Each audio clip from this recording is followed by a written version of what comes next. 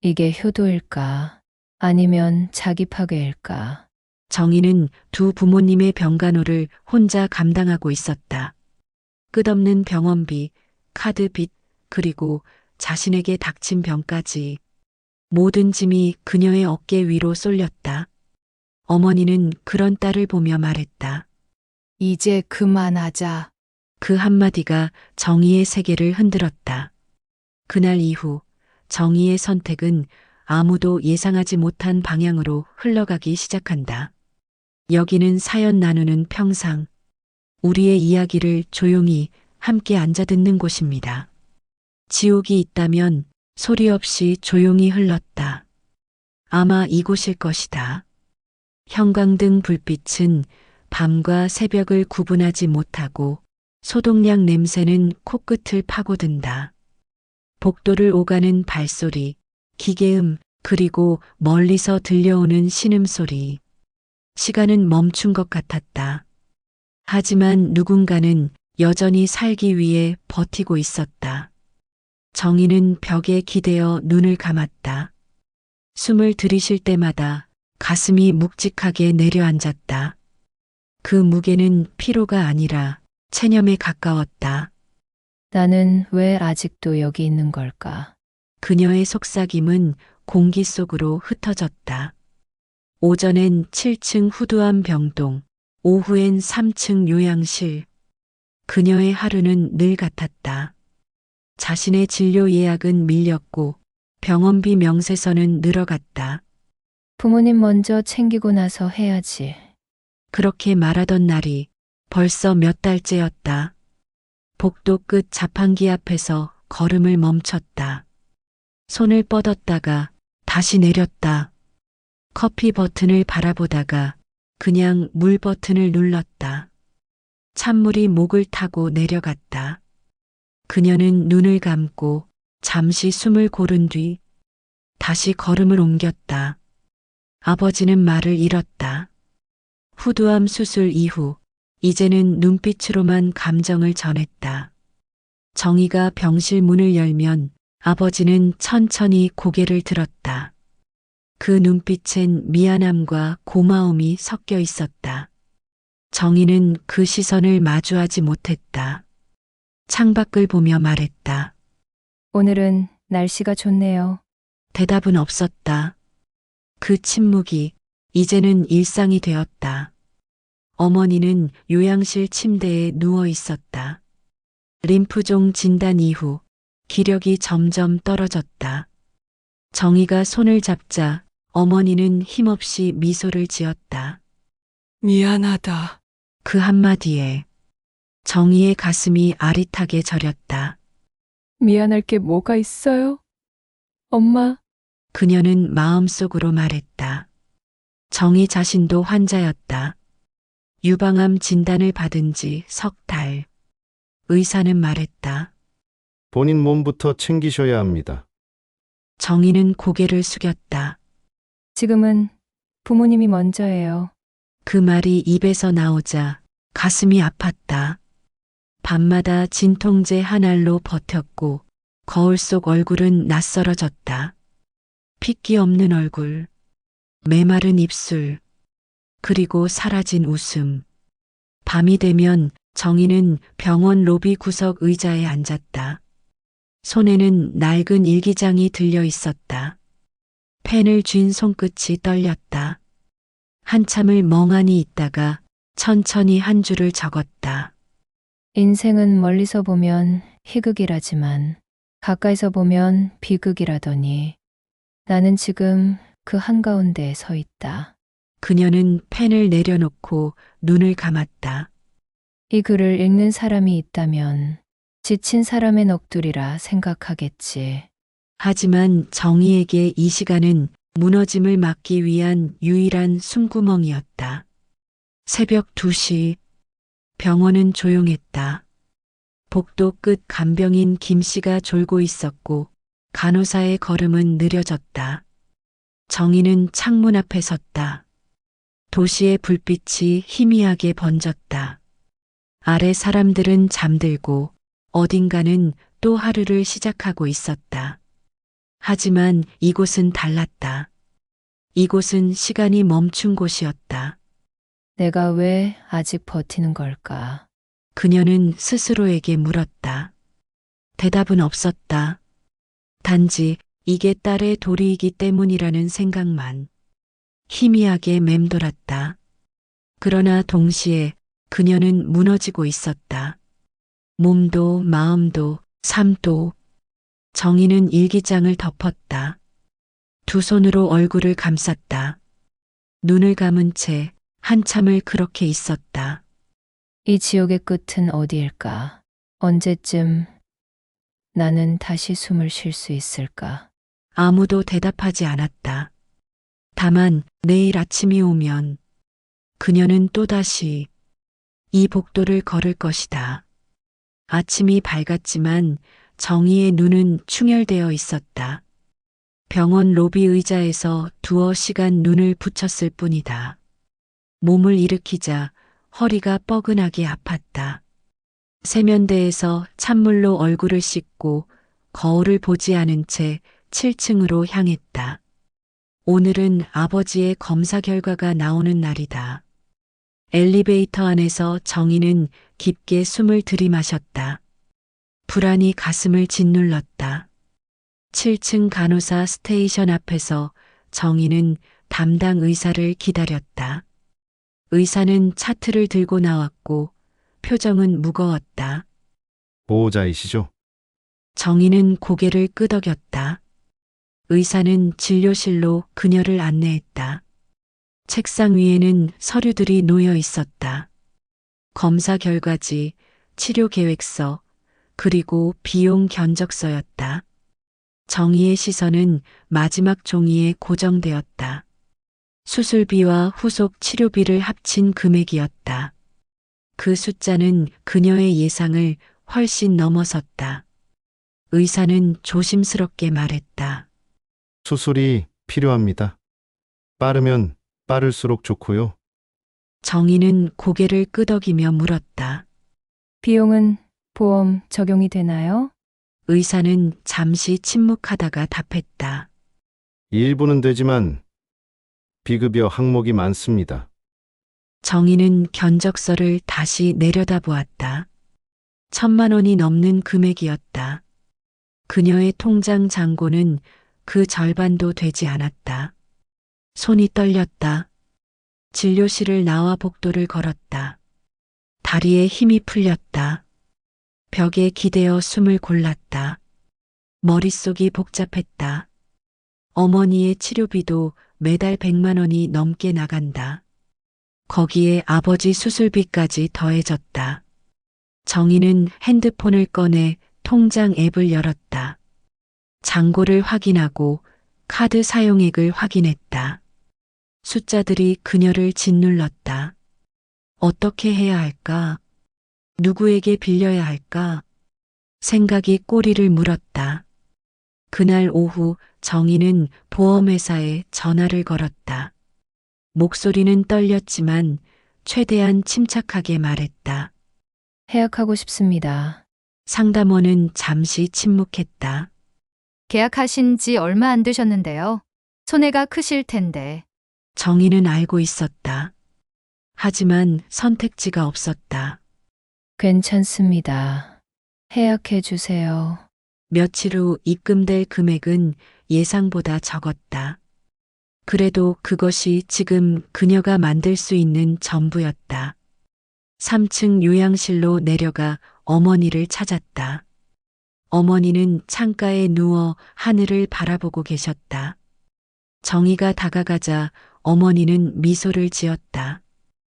왔구나. 정희는 어머니 곁에 앉아 손을 잡았다. 어머니의 손은 여전히 차가웠다. 엄마, 괜찮으세요? 어머니는 고개를 끄덕였다. 괜찮지. 내가 더 힘들 텐데. 그 말에 정희는 아무 대답도 할 수 없었다.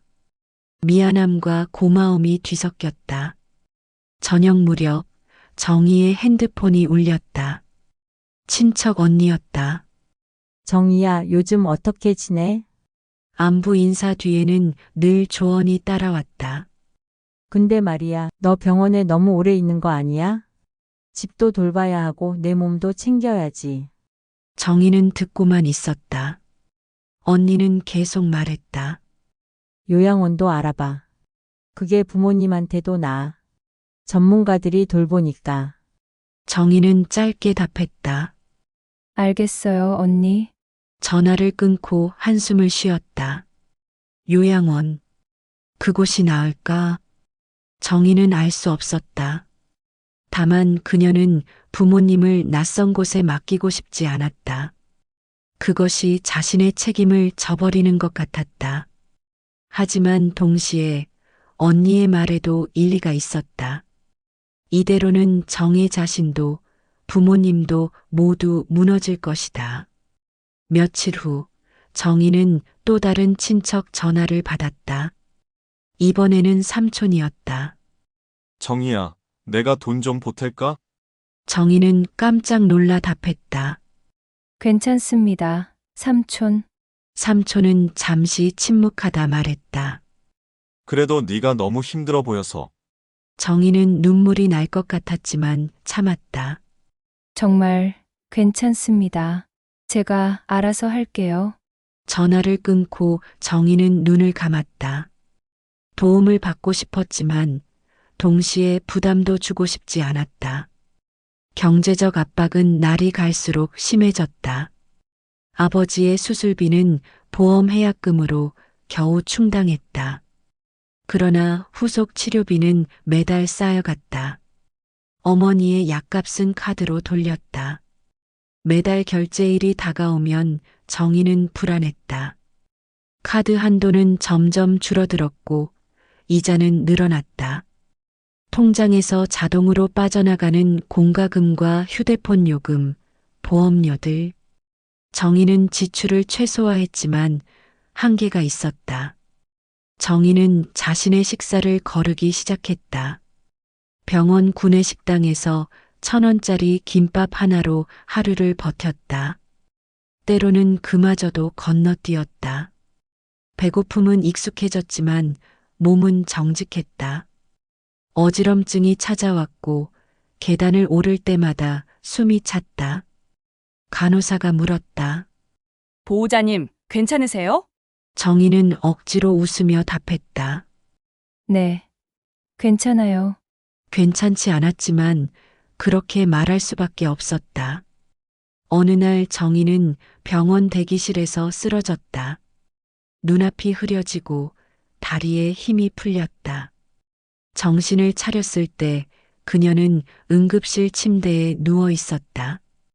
간호사가 링거를 꽂고 있었고 의사가 차트를 보고 있었다. 영양실조와 과로입니다. 쉬셔야 해요. 정희는 고개를 저었다. 괜찮습니다. 나가야 해요. 의사는 한숨을 쉬었다. 이러다 본인이 먼저 쓰러지십니다. 하지만 정희는 응급실에서 나왔다. 링거를 맞고 조금 기력이 돌아오자 바로 7층으로 향했다. 아버지는 수술을 앞두고 있었다. 누군가는 옆에 있어야 했다. 병실에 들어서자 아버지는 놀란 표정으로 정희를 바라보았다. 그는 손짓으로 물었다. 괜찮은 거냐고. 정희는 웃으며 답했다. 네, 아빠. 괜찮아요. 하지만 아버지의 눈빛은 믿지 못한다는 듯했다. 아버지의 수술이 진행되는 동안 정희는 수술실 밖 대기실에 앉아 있었다. 시계는 느리게 흘렀다. 3시간, 4시간. 정희는 기도했다. 종교가 없었지만 그 순간만큼은 간절히 빌었다. 제발 무사히 나오게 해달라고. 대기실의 다른 보호자들도 같은 표정이었다. 불안과 희망이 뒤섞인 얼굴들이었다. 정희는 그들과 눈이 마주치면 애써 미소를 지었다. 수술은 성공적이었다. 의사는 피곤한 얼굴로 나와 말했다. 잘 끝났습니다. 정희는 그 순간 무릎이 꺾이는 줄 알았다. 안도의 눈물이 흘렀다. 감사합니다, 선생님. 의사는 고개를 끄덕이고 돌아섰다. 정희는 회복실로 옮겨진 아버지를 보러 갔다. 아버지는 마취에서 덜 깨어난 상태였지만 손을 꼭 쥐고 있었다. 정희는 그 손을 잡고 중얼거렸다. 잘하셨어요, 아빠. 하지만 안도도 잠시였다. 현실은 다시 찾아왔다. 수술 후 입원비와 약제비 고지서가 또 날아왔다. 정희는 카드를 꺼내 결제했다. 한도가 바닥났다는 메시지가 떴다. 그녀는 다른 카드를 꺼냈다. 이것도 한도가 거의 찼다. 세 번째 카드로 겨우 결제를 마쳤다. 병원 계산대 직원은 무표정하게 영수증을 건넸다. 정희는 영수증을 받아들고 고개를 숙였다. 어머니의 상태도 나빠지고 있었다. 림프종이 진행되면서 기력이 더욱 떨어졌다.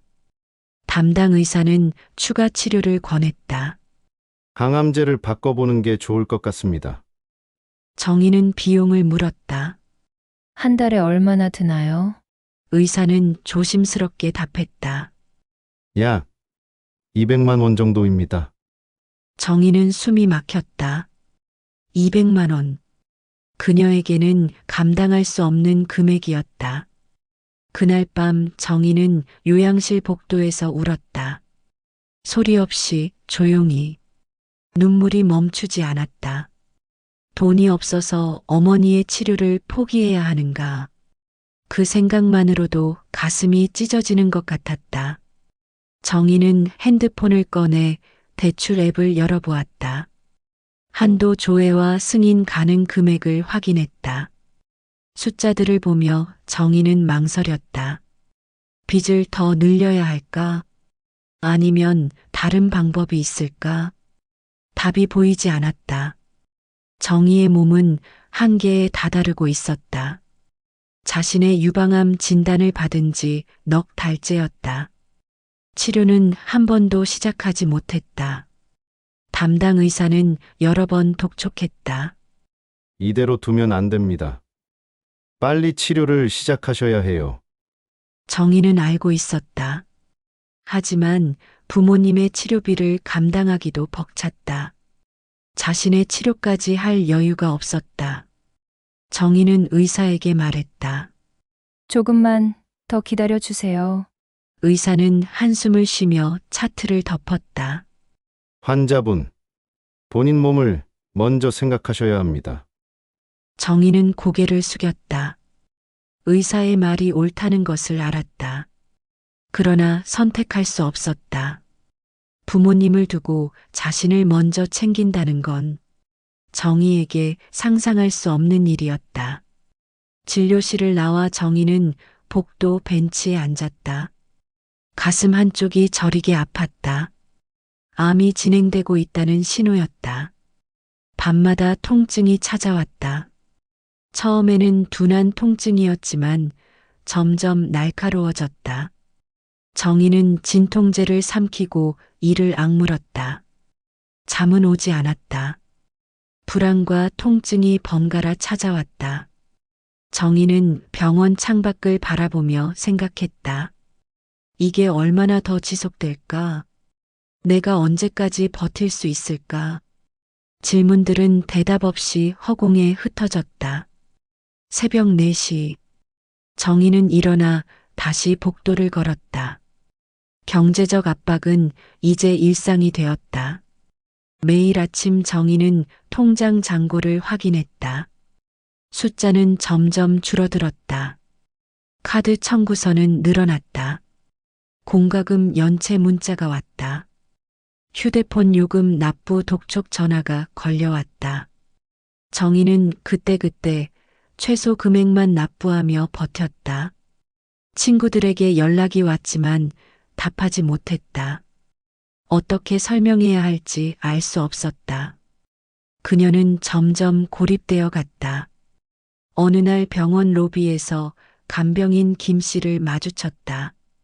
김 씨는 정희를 보더니 놀란 표정으로 다가왔다. 보호자님, 많이 수척해지셨네요. 정희는 괜찮다고 웃었다. 그러나 김 씨는 고개를 저었다. 이러시면 안 돼요. 본인도 챙기셔야죠. 정희는 대답 대신 고개를 숙였다. 김 씨는 잠시 침묵하다가 말했다. 힘드시면 언제든 말씀하세요. 제가 도울 수 있는 게 있을지도 몰라요. 하지만 정희는 도움을 청하지 않았다.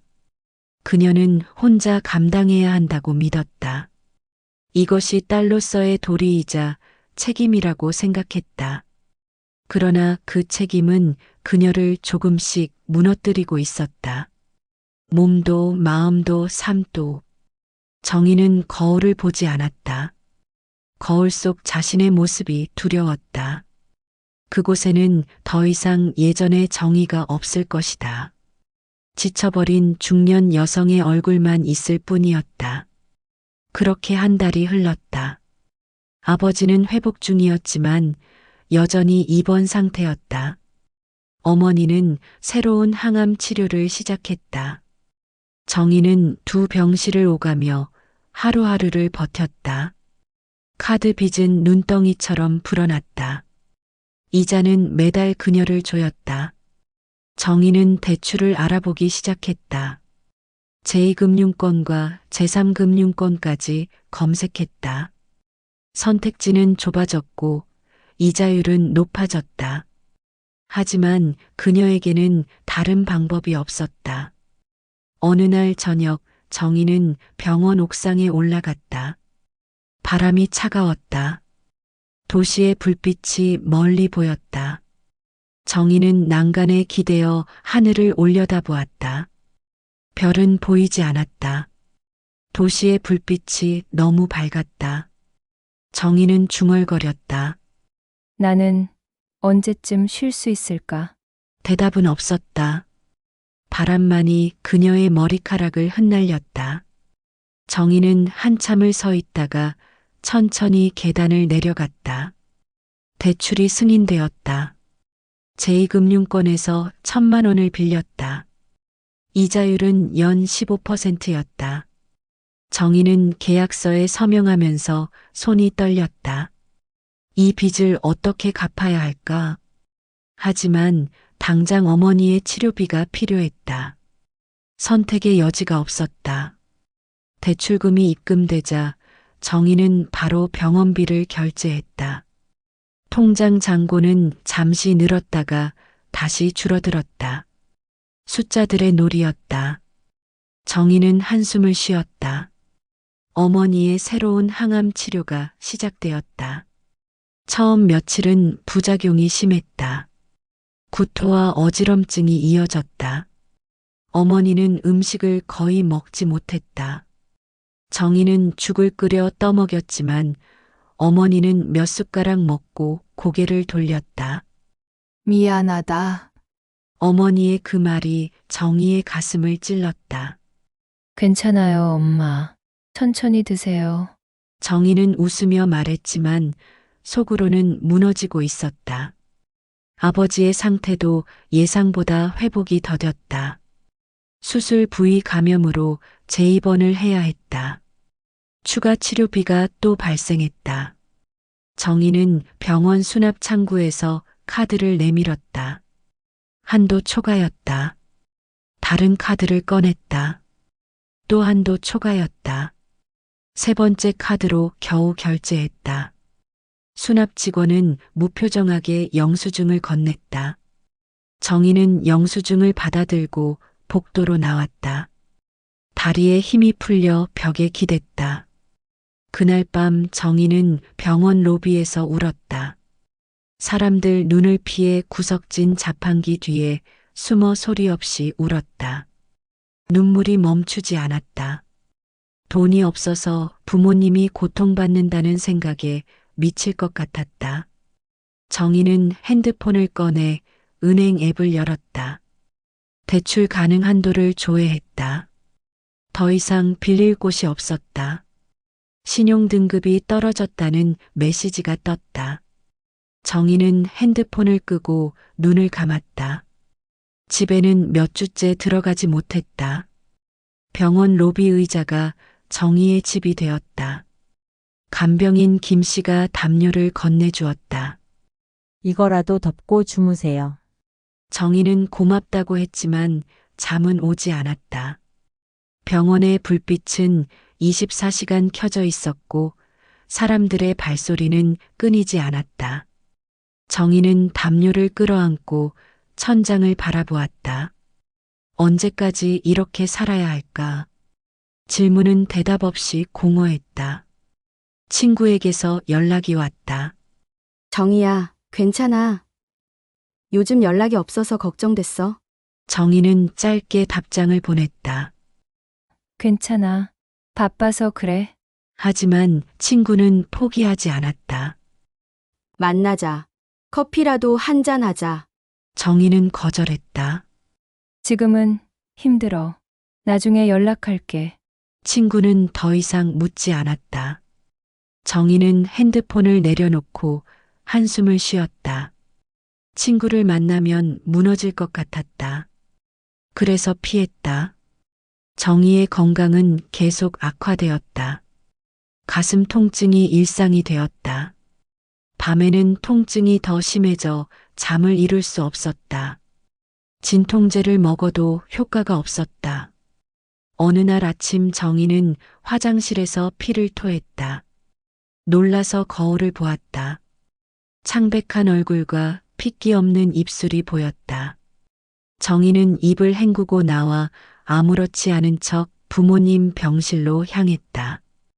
이 사실을 알려서는 안 된다고 생각했다. 어느 날 정희는 병원 대기실에서 다시 쓰러졌다. 이번에는 간호사가 발견했다. 보호자님, 정희는 응급실로 실려갔다.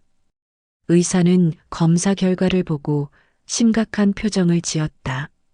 암이 진행되고 있습니다. 즉시 치료를 시작해야 합니다. 정희는 고개를 저었다. 지금은 안 됩니다. 의사는 목소리를 높였다. 환자분, 이러다 정말 위험합니다. 하지만 정희는 단호했다.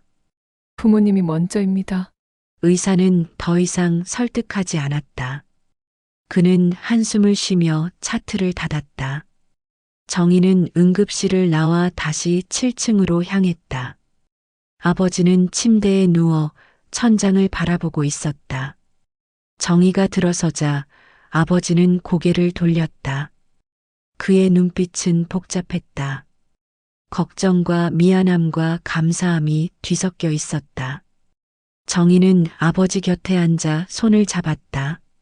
괜찮아요, 아빠. 제가 다 알아서 할게요. 하지만 정희 자신도 알고 있었다. 이대로는 오래 버틸 수 없다는 것을. 몸은 한계에 다다랐고 마음은 이미 무너지고 있었다.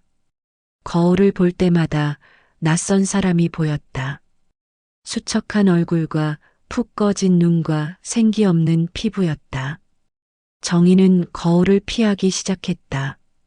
자신의 모습을 마주하는 것이 두려웠다. 그곳에는 더 이상 정의가 없었다. 그저 버티고 있는 그림자만 있을 뿐이었다. 어머니가 정희를 불렀다. 정희야, 이리 와봐. 정희는 어머니 곁에 앉았다. 어머니는 정희의 손을 잡고 한참을 바라보았다. 그리고 천천히 말했다. 이제 그만하자. 정희는 깜짝 놀라 물었다. 무슨 말씀이세요? 어머니는 눈물을 글썽이며 답했다. 치료 그만하고 싶다. 네가 너무 힘들어 보여서. 정희는 고개를 세차게 저었다. 안 돼요. 엄마, 그런 말씀 하지 마세요. 하지만 어머니는 단호했다. 나는 이제 됐어. 충분히 살았어. 내 인생도 살아야지. 정희는 눈물이 쏟아질 것 같았지만 참았다. 엄마, 제가 괜찮아요. 걱정 마세요. 어머니는 고개를 저었다. 거짓말. 네 얼굴만 봐도 알아. 네가 무너지고 있다는 거. 정희는 더 이상 말할 수 없었다. 어머니는 정희의 손을 꼭 쥐고 중얼거렸다. 미안하다. 정희야. 그날 밤 정희는 병원 옥상에 다시 올라갔다. 바람이 차가웠다. 도시의 불빛이 멀리 보였지만 정희의 눈에는 아무것도 들어오지 않았다. 그녀는 난간에 기대어 하늘을 올려다보았다. 별은 여전히 보이지 않았다. 도시의 불빛이 너무 밝았다. 정희는 중얼거렸다. 이게 효도인가? 아니면 자기 파괴인가? 바람만이 그 질문을 날려보냈다. 정희는 한참을 서 있다가 천천히 내려왔다. 간병인 김 씨가 정희를 찾아왔다. 보호자님, 제가 할 말이 있어요. 정희는 고개를 들었다. 김 씨는 조심스럽게 말했다. 요양원 알아보시는 게 어때요? 이러시다간 본인이 먼저 쓰러지실 거예요. 정희는 고개를 저었다. 요양원은 안 됩니다. 김 씨는 한숨을 쉬었다. 그럼 적어도 간병인을 더 쓰시든가요. 혼자서는 감당이 안 되잖아요. 하지만 정희에게는 간병인을 더 쓸 돈도 없었다. 그녀는 김 씨에게 말하지 않았다.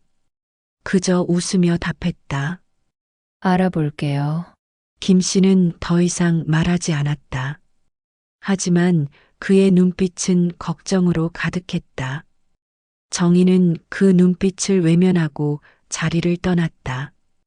혼자 감당해야 한다는 믿음이 있었다. 하지만 그 믿음은 그녀를 서서히 무너뜨리고 있었다. 카드 청구서가 또 날아왔다. 이번 달 청구 금액은 1,000만 원이 넘었다. 정희는 청구서를 보고 눈을 감았다. 어떻게 갚아야 할까? 최소 금액만 납부하면 이자가 계속 쌓인다. 하지만 전액을 낼 돈은 없었다. 정희는 결국 최소 금액을 선택했다. 카드사에서 문자가 왔다. 연체 시 신용등급에 영향을 미칩니다. 정희는 핸드폰을 내려놓고 머리를 감쌌다. 집에서 전화가 왔다. 공과금 연체로 전기가 끊길 예정이라는 통지였다. 정희는 핸드폰을 귀에 대고 듣다가 한숨을 쉬었다. 알겠습니다. 내일 납부하겠습니다. 하지만 내일 무슨 돈으로 낼 것인가? 정희는 지갑을 열어 남은 현금을 세어보았다. 10,000원짜리 2장뿐이었다. 그것이 전부였다. 카드는 모두 한도가 찼다. 정희는 지갑을 닫고 눈을 감았다. 정희는 자신의 물건을 팔기 시작했다. 중고 거래 앱에 가방과 옷과 액세서리를 올렸다. 가격은 최대한 낮게 책정했다. 빨리 팔아야 했다. 며칠 후 몇 가지가 팔렸다. 합친 금액은 30만 원이었다. 정희는 그 돈으로 공과금을 냈다. 그리고 남은 돈으로 병원 약제비를 일부 냈다. 통장 잔고는 다시 바닥났다. 정희는 팔 물건이 더 없는지 집을 뒤졌다. 어느 날 친척 삼촌이 병원에 찾아왔다. 그는 과일 바구니를 들고 왔다. 정희야, 부모님은 어떠시니? 정희는 상황을 간단히 설명했다. 삼촌은 고개를 끄덕이다가 물었다. 너는 괜찮니? 정희는 괜찮다고 답했다. 삼촌은 잠시 망설이다가 봉투를 꺼냈다. 이거 받아라. 많지는 않지만. 정희는 손을 저었다. 안 됩니다. 삼촌. 하지만 삼촌은 봉투를 쥐어주었다. 괜찮으니까 받아. 정희는 화장실에 들어가 봉투를 열어보았다. 100만 원이 들어 있었다. 눈물이 쏟아졌다. 고마움과 부끄러움이 동시에 밀려왔다. 정희는 세면대에 손을 짚고 한참을 울었다. 이렇게까지 손을 벌려야 하는 자신이 비참했다. 하지만 동시에 그 돈이 절실히 필요했다. 정희는 눈물을 닦고 거울을 보았다. 그곳에는 무너진 자신이 있었다. 그날 밤 정희는 간병인 김 씨에게 털어놓았다. 김 씨, 나 더 이상 못 버틸 것 같아요. 김 씨는 정희의 어깨에 손을 얹었다. 알아요. 제가 봐도 너무 힘들어 보여요. 정희는 목이 메었다. 이게 효도인가요? 아니면 자기 파괴인가요? 김 씨는 한참 침묵하다가 답했다. 둘 다일 수도 있죠. 하지만 본인도 살아야 해요. 부모님도 그걸 원하실 거예요. 하지만 정희는 자신을 먼저 챙길 수 없었다. 부모님을 두고 자신의 치료를 받는다는 것은 상상할 수 없는 일이었다. 정희는 고개를 저었다. 지금은 안 돼요. 부모님이 먼저예요. 김 씨는 더 이상 말하지 않았다. 그는 정희의 고집을 알고 있었다. 다만 조용히 곁에 있어 주었다. 정희는 김 씨에게 고마웠다. 그가 유일하게 마음을 터놓을 수 있는 사람이었다. 몇 주 후 정희의 몸 상태는 더욱 악화되었다. 기침이 멈추지 않았고 가끔 피가 섞여 나왔다. 체중도 급격히 줄었다. 정희는 거울 앞에 서서 자신의 모습을 보았다. 뼈만 남은 몸과 푹 꺼진 눈이었다. 이게 나인가? 정희는 거울을 외면했다. 더 이상 자신을 볼 수 없었다. 그곳에는 살아있는 사람이 아니라 버티고 있는 유령만 있었다. 아버지가 정희를 불렀다. 그는 손짓으로 종이와 펜을 달라고 했다. 정희가 건네자 아버지는 떨리는 손으로 글씨를 썼다. 정희야, 내 몸 챙겨라. 정희는 그 글씨를 보고 눈물이 났다. 아버지는 알고 있었다. 딸이 무너지고 있다는 것을. 정희는 고개를 저으며 말했다. 괜찮아요, 아빠. 걱정 마세요. 하지만 아버지의 눈빛은 믿지 못한다는 듯 했다. 그날 밤 정희는 병원 복도를 걸었다. 새벽 3시였다.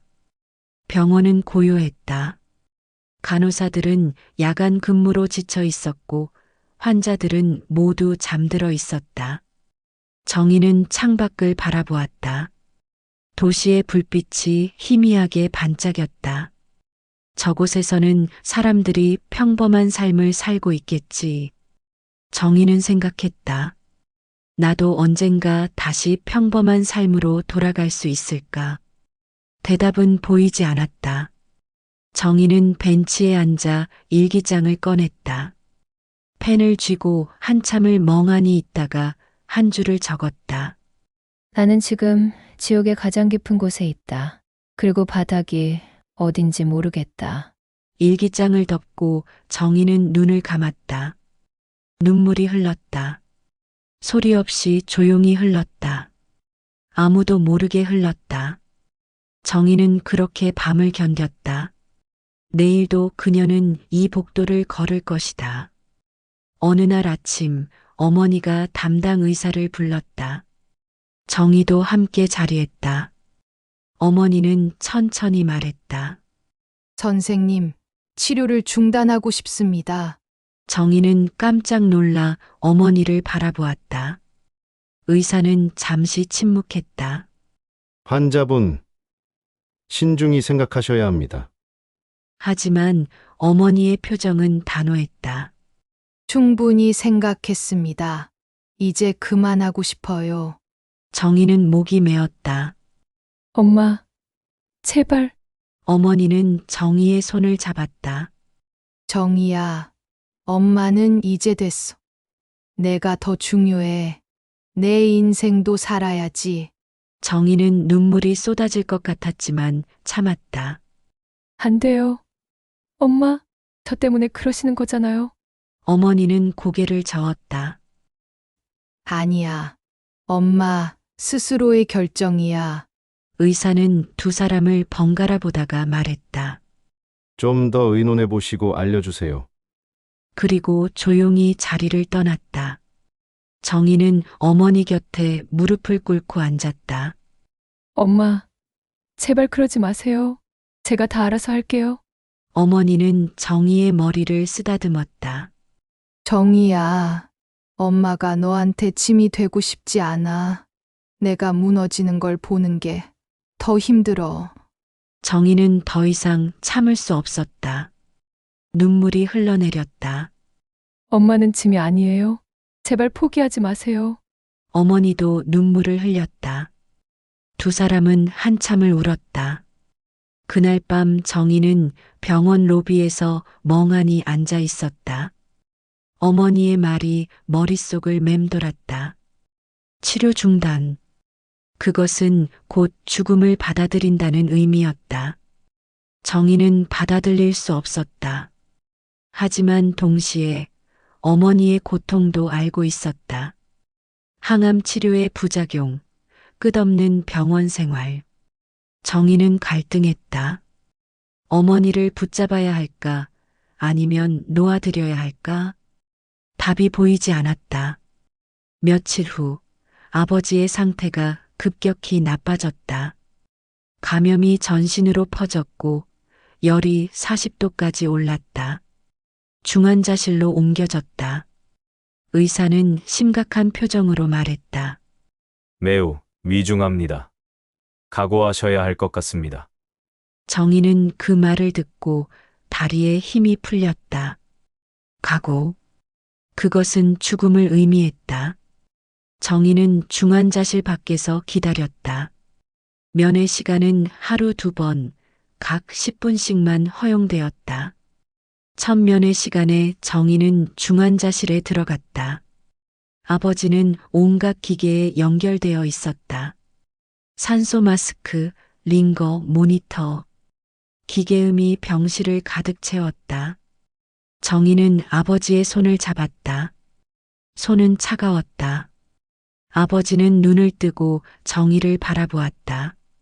말은 할 수 없었지만 눈빛이 모든 것을 말하고 있었다.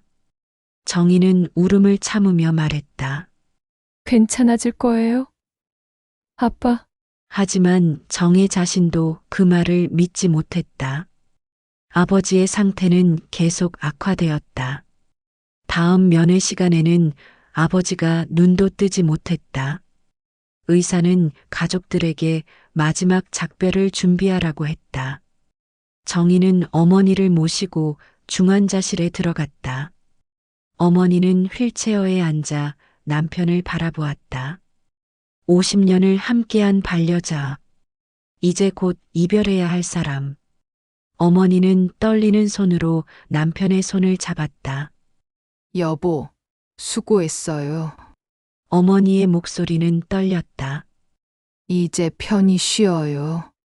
정희는 두 사람을 바라보며 눈물을 흘렸다. 부모님의 사랑, 그리고 이별. 정희는 처음으로 깨달았다.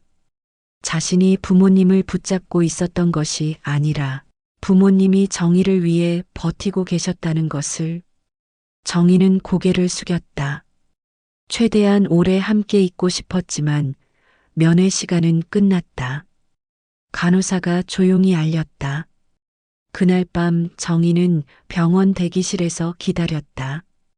시간은 천천히 흘렀다. 자정이 되고 새벽이 되었다. 정희는 잠들지 못했다. 새벽 4시. 간호사가 다급히 달려왔다. 보호자님! 정희는 벌떡 일어났다. 간호사의 표정만 봐도 알 수 있었다.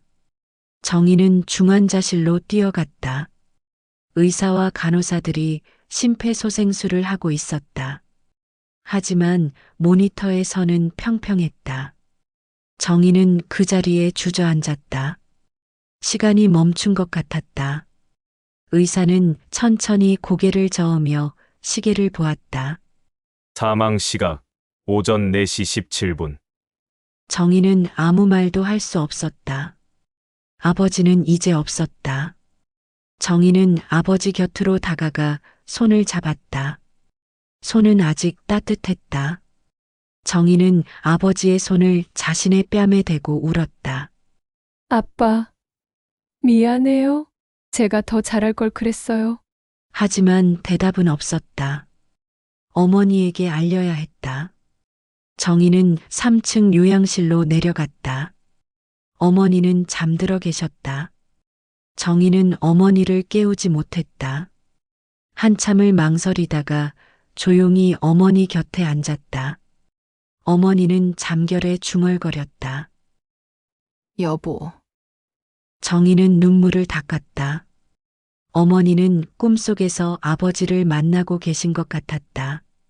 정희는 어머니를 깨우지 않기로 했다. 아침이 되면 알릴 것이다. 새벽이 지나고 아침이 밝았다. 정희는 어머니를 깨웠다. 어머니는 정희의 표정만 보고 알아차렸다.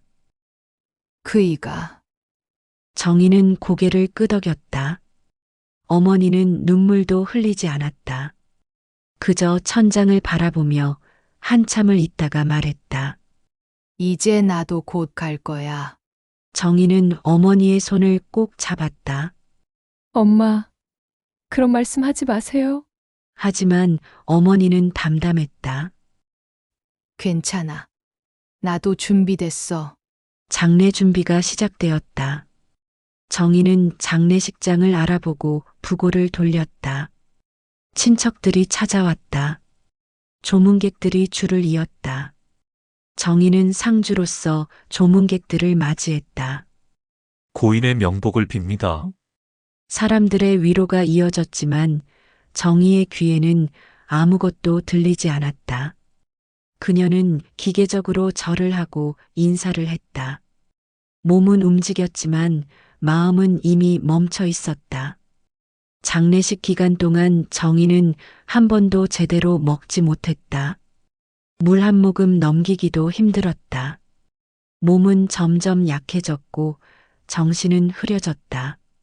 사흘째 되는 날 정희는 장례식장 화장실에서 쓰러졌다. 조문객 중 한 명이 발견했고 곧바로 응급실로 실려갔다. 의사는 정희를 입원시켰다. 더 이상 버티시면 안 됩니다. 하지만 정희는 거부했다. 발인이 내일입니다. 그 전에는 안 돼요. 의사는 한숨을 쉬며 허락했다. 단 링거를 맞으며 쉬어야 한다는 조건이었다.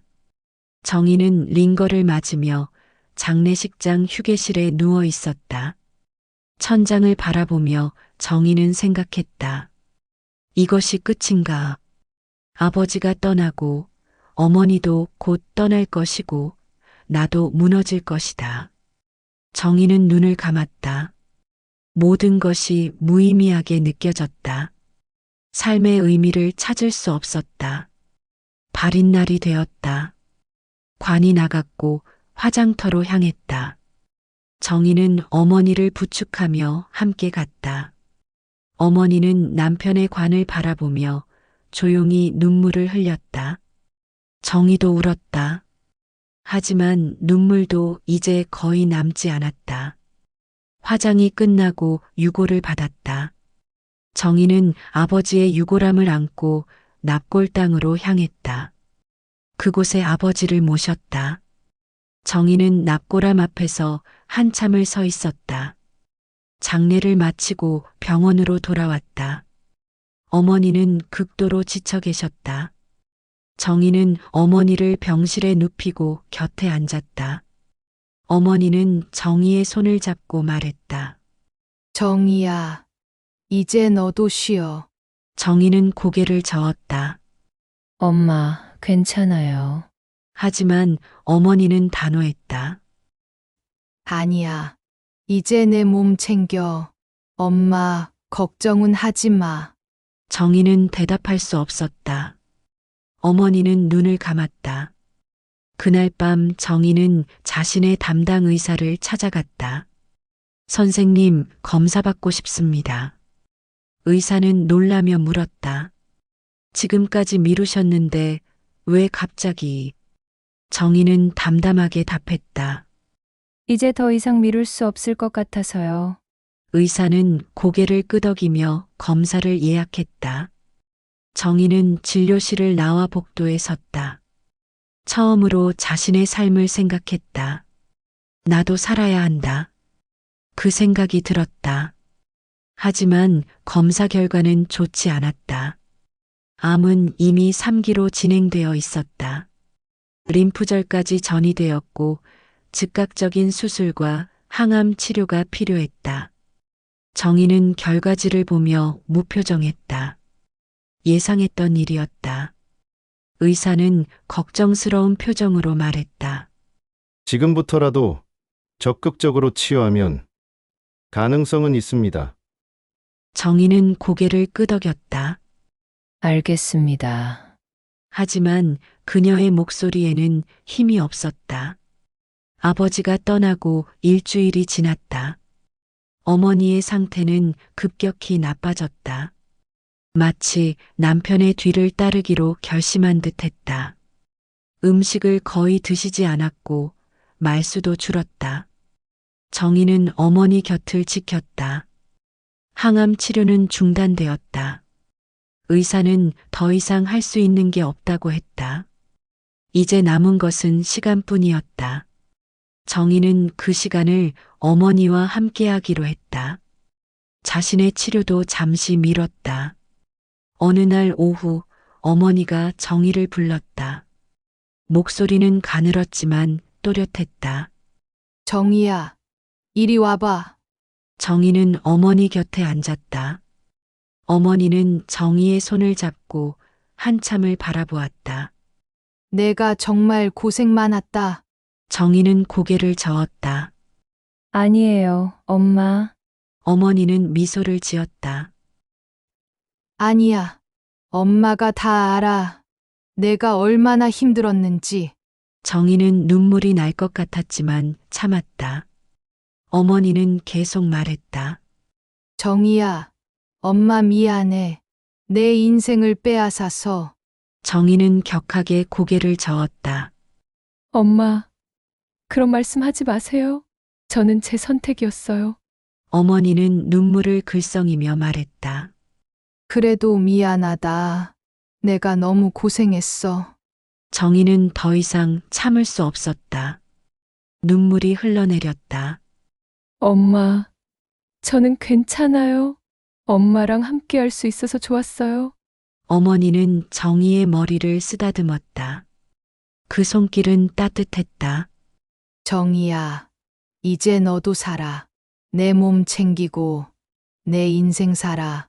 정희는 고개를 끄덕였다. 알았어요. 엄마, 어머니는 만족스러운 표정을 지었다. 고맙다.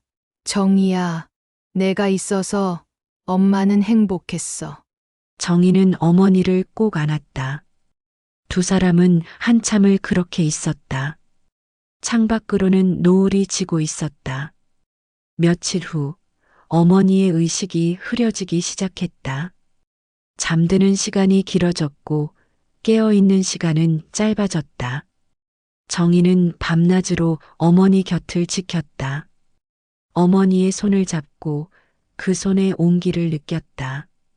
의사는 이제 며칠 남지 않았다고 했다. 정희는 각오했다. 하지만 각오한다고 준비가 되는 것은 아니었다. 어머니를 보낼 준비는 결코 되지 않았다. 어느 날 새벽 어머니가 눈을 떴다. 정희는 깜짝 놀라 어머니를 불렀다. 엄마, 어머니는 미소를 지었다. 정희야, 목소리는 희미했지만 분명했다. 정희는 어머니의 손을 꼭 잡았다. 어머니는 천천히 말했다. 엄마 이제 가야 할 것 같아. 정희는 눈물을 흘리며 말했다. 아니에요. 엄마, 조금만 더 있어 주세요. 어머니는 고개를 저었다. 아빠가 부르는 것 같아. 정희는 울음을 터뜨렸다. 엄마, 싫어요. 가지 마세요. 하지만 어머니는 평온한 표정이었다. 정희야, 엄마는 행복했어. 너 같은 딸을 둬서. 정희는 어머니의 손을 두 손으로 감쌌다. 저도 엄마 딸이어서 행복했어요. 어머니는 눈을 감았다. 그리고 천천히 숨을 내쉬었다. 한 번, 두 번, 그리고 세 번째 숨은 나오지 않았다. 모니터의 선이 평평해졌다. 정희는 그 순간을 똑똑히 기억했다. 새벽 5시 32분. 어머니가 떠난 시간이었다. 정희는 어머니의 손을 놓지 않았다. 간호사가 들어왔고 의사가 왔다. 의사는 청진기로 어머니의 심장을 확인하고 고개를 저었다. 사망 확인했습니다. 정희는 아무 말도 하지 않았다.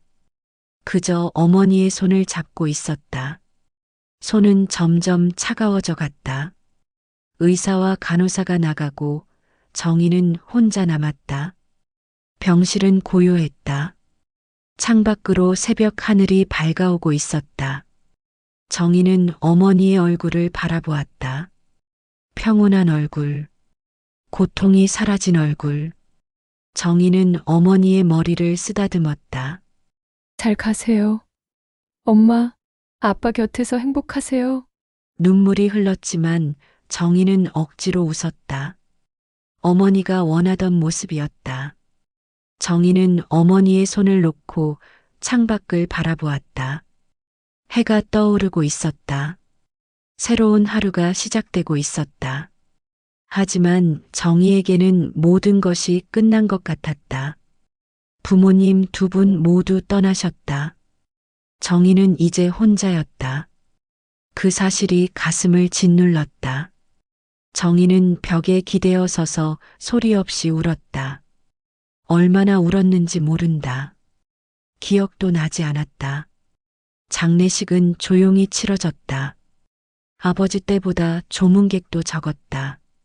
정희는 다시 상주가 되어 조문객들을 맞이했다. 고인의 명복을 빕니다. 같은 말이 반복되었다. 정희는 기계적으로 절을 했다. 몸은 움직였지만 정신은 어디론가 떠나 있었다. 사흘 동안 정희는 거의 먹지도 자지도 못했다. 간병인 김 씨가 억지로 죽을 떠먹였지만 몇 숟가락 먹고 토했다. 발인 날 정희는 어머니의 관을 따라 화장터로 갔다. 관이 불길 속으로 들어갔다. 정희는 그 광경을 지켜보았다. 눈물도 이제 나오지 않았다. 그저 멍하니 서 있을 뿐이었다. 화장이 끝나고 유골을 받았다. 정희는 어머니의 유골함을 안고 납골당으로 향했다. 아버지 곁에 어머니를 모셨다. 두 분이 다시 함께였다. 정희는 두 유골함 앞에 무릎을 꿇었다. 아빠, 엄마, 잘 계세요? 정희의 목소리는 떨렸다. 제가 많이 부족했죠. 더 잘해드릴 걸 그랬어요.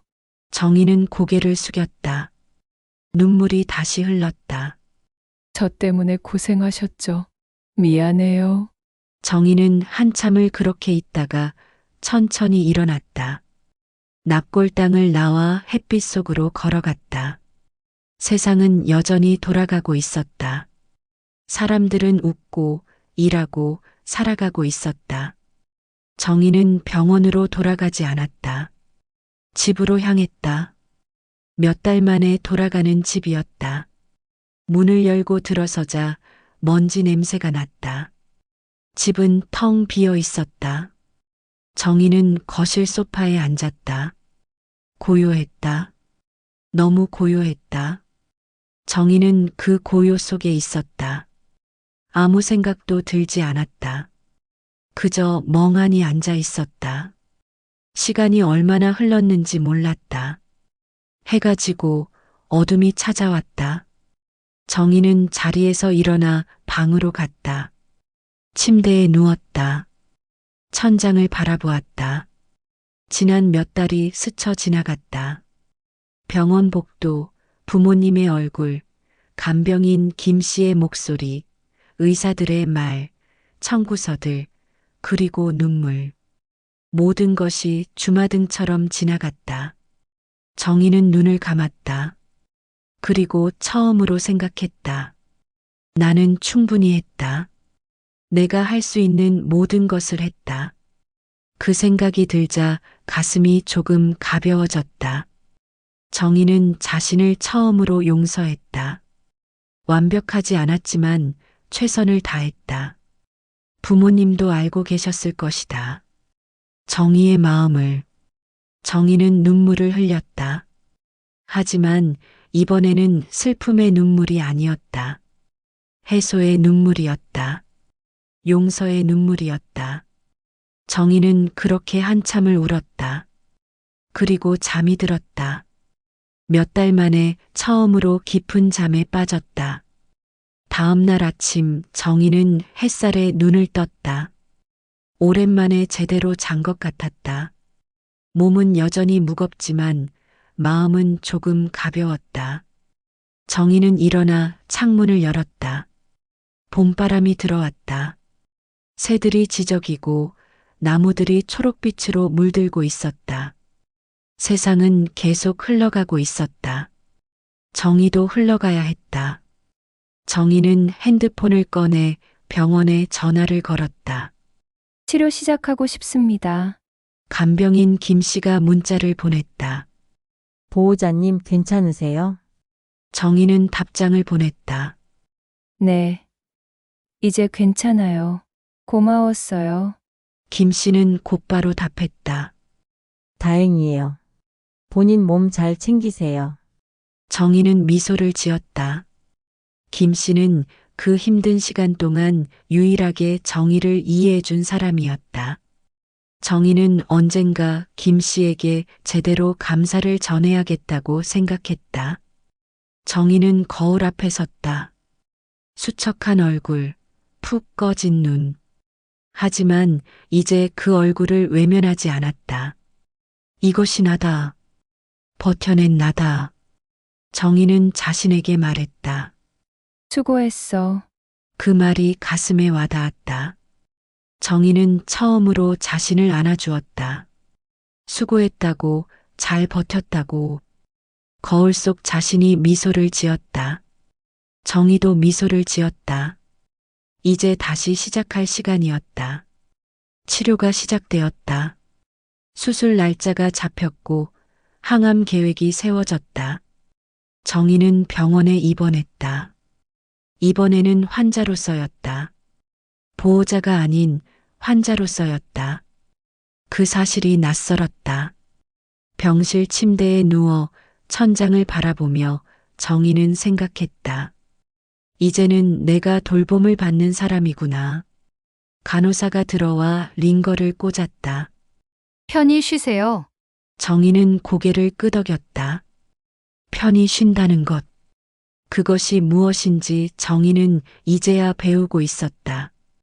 수술은 성공적이었다. 의사는 만족스러운 표정으로 말했다. 잘 끝났습니다. 이제 항암 치료만 잘 받으시면 됩니다. 정희는 안도의 한숨을 쉬었다. 회복실에서 깨어났을 때 정희는 자신이 살아있다는 것을 느꼈다. 통증이 있었지만 그것은 살아있다는 증거였다. 정희는 손을 들어 자신의 가슴을 만졌다. 심장이 뛰고 있었다. 나는 살아있다. 그 사실이 감사했다. 항암 치료가 시작되었다. 부작용이 있었다. 머리카락이 빠지고 구토가 찾아왔다.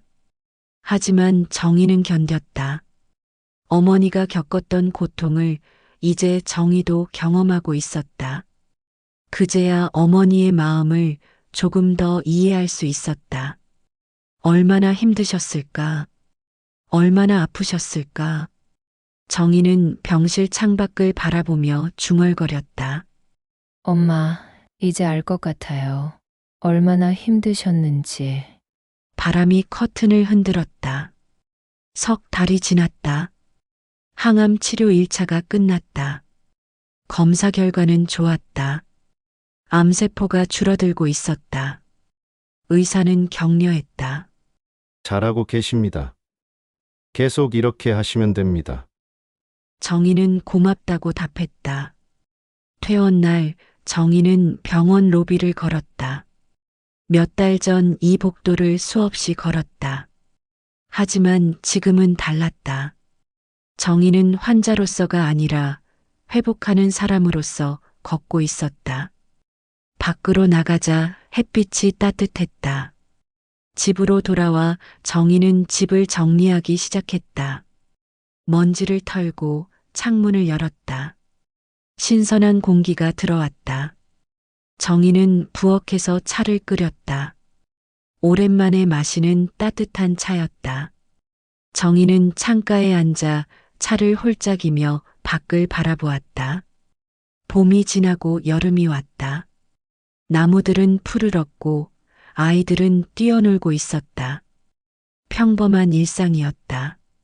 정희는 그 평범함이 얼마나 소중한지 깨달았다. 어느 날 정희는 병원 근처를 지나다 간병인 김 씨를 우연히 만났다. 보호자님, 김 씨는 반가워했다. 정희는 김 씨에게 인사했다. 오랜만이에요. 두 사람은 근처 카페에 앉았다. 정희는 김 씨에게 그간의 이야기를 들려주었다. 김 씨는 고개를 끄덕이며 들었다. 정말 수고하셨어요. 이제 좀 어떠세요? 정희는 미소를 지었다. 많이 나아졌어요. 덕분에요. 김 씨는 고개를 저었다. 제가 뭘 했다고요? 다 보호자님이 잘하신 거죠. 정희는 김 씨의 손을 잡았다. 아니에요. 아주머니가 없었으면 못 버텼을 거예요. 김 씨는 눈시울이 붉어졌다. 저도 보호자님한테 많이 배웠어요. 간병이 뭔지. 두 사람은 잠시 침묵했다. 카페 밖으로는 사람들이 지나다녔다.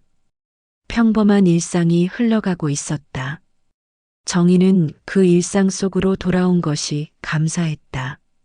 주말이 되면 정희는 납골당을 찾았다. 부모님의 유골함 앞에 꽃을 놓고 앉았다. 아빠, 엄마, 잘 계셨어요? 정희는 혼잣말처럼 중얼거렸다. 저 요즘 치료 잘 받고 있어요. 걱정 마세요. 바람이 불었다.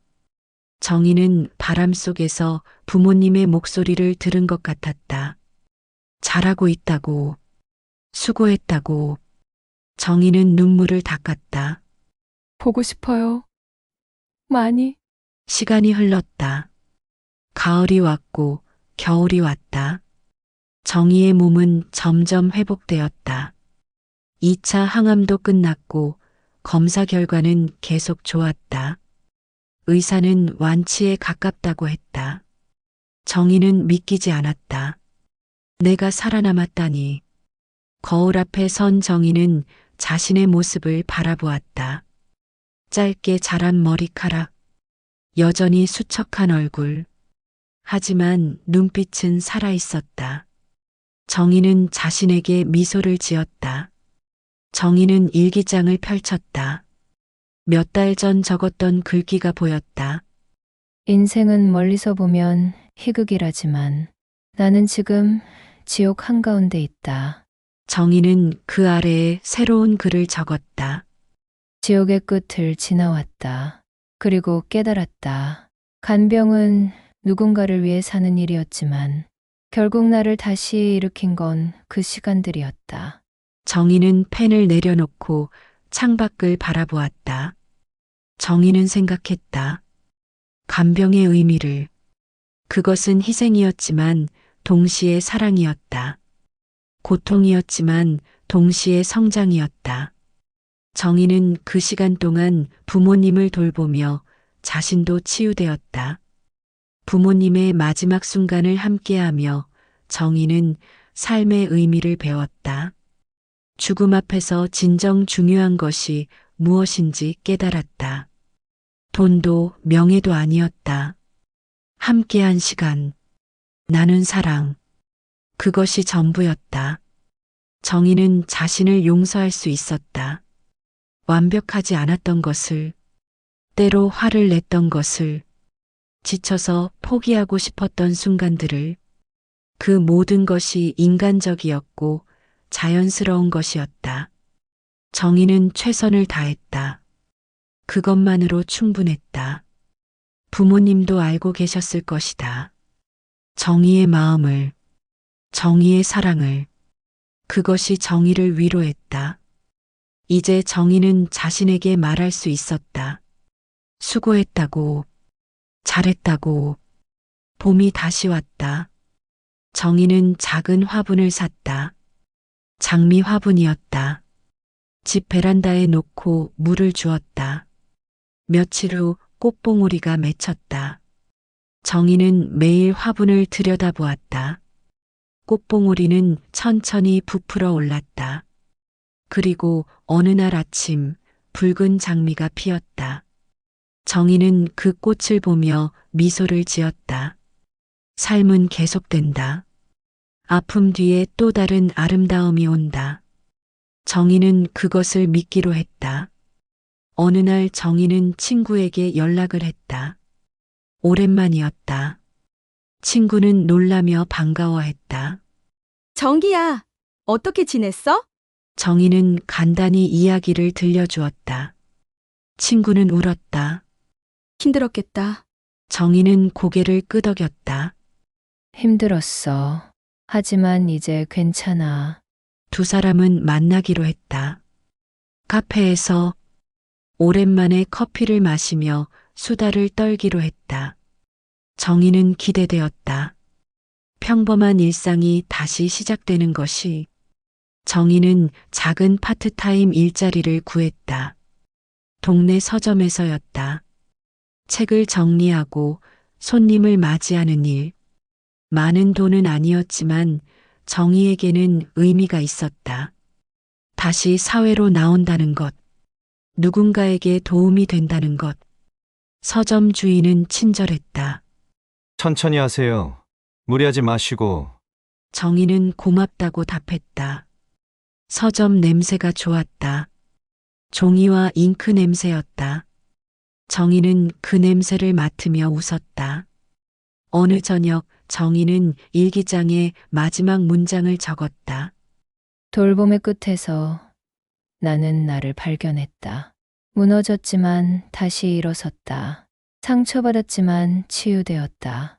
간병은 부모님을 보내 드리는 일이었지만 동시에 나를 다시 만나는 여행이었다. 이제 나는 안다.